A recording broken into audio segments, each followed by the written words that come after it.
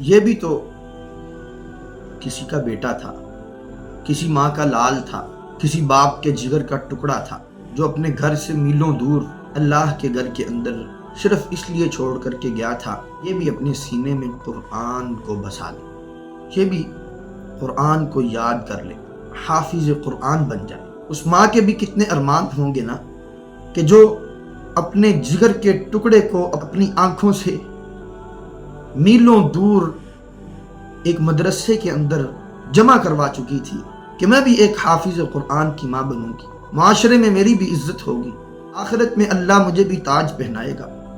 اس باپ کی بھی کتنی خواہشات ہوں گی کہ میرا بیٹا حافظ قرآن بنے گا، دنیا میں میرے نام کے ساتھ بھی یہ تمغہ لگ جائے گا کہ یہ حافظ کا باپ ہے۔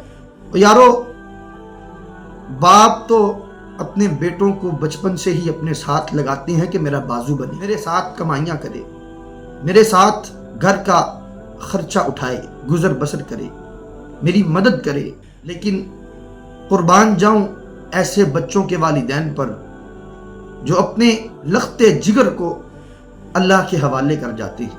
اے والدین، آپ کی نیت کا آپ کو اجر ملا، بلکہ دوہرا اجر ملا۔ وہ حافظ قرآن بھی بنے گا، بن چکا، اور وہ ایک شہید بھی بن چکا، آپ کو دوہرے اجر ملیں گے۔ لیکن ایسے قراء جو نام نہاد قراء ہیں، ان کو کیفر کردار تک پہنچانا از حد ضروری ہو چکا ہے۔ کب تک یہ لوگوں کے بچوں کو ایسے درندگی کا نشانہ بناتے رہیں گے؟ کب تک یہ مدارس کو بدنام کرتے رہیں گے؟ کب تک یہ اسلام کے نام پر دبا بنے رہیں گے؟ آخر کب تک اس ظلم سے مدارس کی جان چھوٹے گی؟ یہ حقیقت میں مدارس کی بدنامی ہے۔ لوگ اللہ کے لیے اپنے بچوں کو وقف کر دیتے ہیں، لیکن یہ اپنی ہوس کا نشانہ بنا کر کے ان کو جان سے مار دیتے۔ میں کہتا ہوں کہ اگر ریشو نکالی جائے 100 مدارس میں سے ایک مدرسے میں چند استاذ ایسے ہوں گے جو ایسی درندگی کرتے ہیں، باقی 100 مدارس کے باقی تمام اساتذہ بڑی محبت کے ساتھ پڑھاتے ہیں، کیونکہ انہیں معلوم ہے اسلام امن کا درس دیتا ہے، اسلام محبت کا درس دیتا ہے، اسلام شفقت کا درس دیتا ہے، یگانگت کا درس دیتا ہے، اسلام صبر و تحمل اور حلم و بردباری کا درس دیتا ہے۔ وہ یہ چیز اپنے دلوں و دماغوں کے اندر پیوست کر کے بیٹھے ہوئے ہیں۔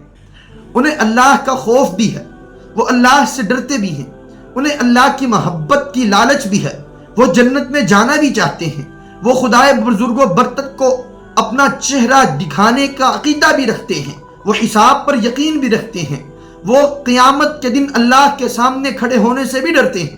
وہ واقعے میں ہی ویسے ہی پڑھاتے ہیں جیسے پڑھانے کا حق ہے، لیکن ان قاریوں کے اوپر ایسے قاری دبا ہیں جو بچوں کو مارتے ہیں۔ خدا کی قسم، ہم ایسے قاریوں کو بھی جانتے ہیں جو مار کر کے ہماری آنکھوں کے سامنے بچوں کے کانوں کے پردے پھاڑ دیا کرتے تھے، مار کر کے ان کو جو ہے کہتے تھے تجھے دنیا کے لیے نشان عبرت بنا دینا ہے، اور داڑیوں کے اوپر اپنے پیر رکھ کر کے بچوں کے منہوں پر ٹھڈے مارا کرتے تھے۔ ایسے ظالم قراء کو بھی ہم جانتے ہیں، اور ایسے قراء کی مار کی وجہ سے ہم جانتے ہیں ایسے بچوں کو بھی جو آج یہاں سے مدارس سے بھاگ کر کے اپنے علاقوں میں گئے، وہاں پر جا کر کے نشہ کرنا شروع کر دیا، اور آج وہ اپنے اپنے علاقوں کے اندر نشے کے بڑے بڑے ڈیلرز ہیں، منشیات فروش ہیں۔ کیا ان کو اللہ کے سامنے کھڑے ہونے سے ذرہ برابر ڈر نہیں لگتا؟ کوئی ان کو ذرہ بر بھی خوف نہیں آتا کہ اللہ نے ہمیں اپنی عدالت میں کھڑا کر کے یہ پوچھ لیا کہ بتا فلاں ماں اپنا بچہ تیرے پاس چھوڑ کر کے گئی تھی کہ تو اس کو حافظ قرآن بنائے گا، تو اس کے دل میں اللہ کی کتاب کو جو ہے نا ڈالے گا، اللہ کے احکامات اس کو یاد کروائے گا، اور لیکن تو نے تو اس کو جو ہے منشیات پر لگا دیا۔ تیری مار کی وجہ سے یہ اللہ کے دین سے باغی ہو گیا، یہ مدارس سے متنفر ہو گیا، تیری مار کی وجہ سے، تیری حرکتوں کی وجہ سے اس کے ساتھ یہ ہوا۔ تو اللہ کے سامنے کیا جواب دے گا؟ کبھی کسی ایسے قاری نے یہ بات سوچی؟ کبھی اللہ کا خوف نہیں آیا دل میں؟ کبھی کوئی خدا ترسی نہیں آئی مار کر کے. میں ابھی کچھ دیر قبل ایک ویڈیو دیکھ رہا تھا کہ ایک بچہ بیچارہ مسجد کے اندر لیٹا ہوا ہے, اس کے پاؤں کو وہ سائیکل کا جو چین ہوتا ہے نا, اس چین کے ساتھ باندھ کر کے جو ہے نا 2-3 بل دے کر کے اس کو تالا لگا کر کے اس کے پاؤں کو باندھ کر کے مسجد کے اندر لٹایا ہوا تھا. یار وہ کسی کے بچے نہیں ہیں, وہ کسی کی اولادیں نہیں ہیں. کوئی تمہاری اولاد کے ساتھ ایسا کرے, کوئی تم برداشت کر سکو گے؟ اپنے 6-6, 7-7, 10-10 سالوں کے بچے تمہارے لیے ہیرے ہیں دنیا کے, وہ سب سے بڑے جو ہے نا, صرف سب سے خوبصورت اور سب سے سول بچے اور نازک بچے تمہارے لیے.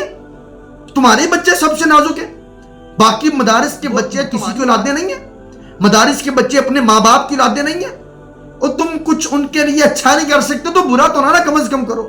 یار اگر ایسا ہی کرنا تو مدرسے میں داخل ہی نہ کرو ان کو. کوئی ہمارے پاس جگہ نہیں ہے, ہم ایسا نہیں کر سکتے, ہم نہیں پڑھا سکتے, اس کو داخل ہی نہ کرو تم لوگ.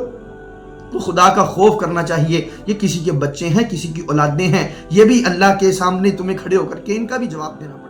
مساجد اور مدارس رونقیں ہیں پاک دھرتی کی, انہی سے تو سلامت سرحدیں ہیں پاک دھرتی کی. دعا کرنا سدا قائم رہے, دائم رہے لوگوں اذان